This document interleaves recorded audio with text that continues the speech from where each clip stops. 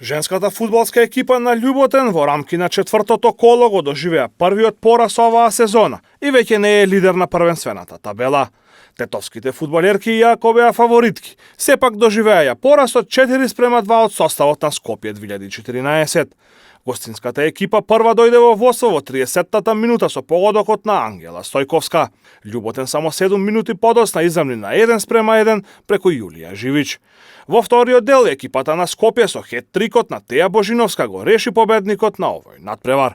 Фудбалерките на Љуботен до крајот на мечот само намалија на 4:2 со голот на интернационалката од Венецуела Марија Паес. Знаејќи го составот на Љуботен, нивните засилувања, очекувавме многу поголем отпор од ова. Ние допатувавме со доста повредени без клучни играчи, меѓутоа ете успеавме со добра борба, добра тактика да го совладаме домаќинот и им посакуваме многу голем успех во понатамошното надпреварување.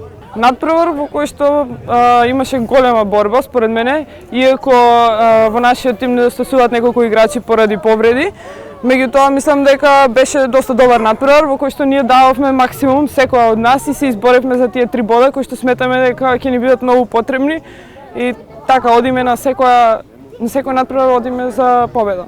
Па искрено се боревме доста тежок надпревар, се играше на повеќе на средината на теренот, но со успешна игра со додавање дојдовме до доминација на овој надпревар, така да што и очекуваме и во наредните кола исто да одиме на победа.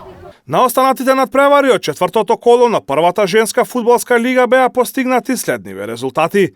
Борес Тиверија 2:3, Деспина Саса 1:4, Ас Юнајтед Речица 6:1 и Топ Гол Атлетико 1:0.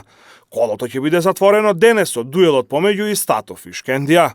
На табелата во водство се екипите на Ас Юнајтед и Саса со по 10 бодови пред Љуботен и Тиверија кои имаат по 9.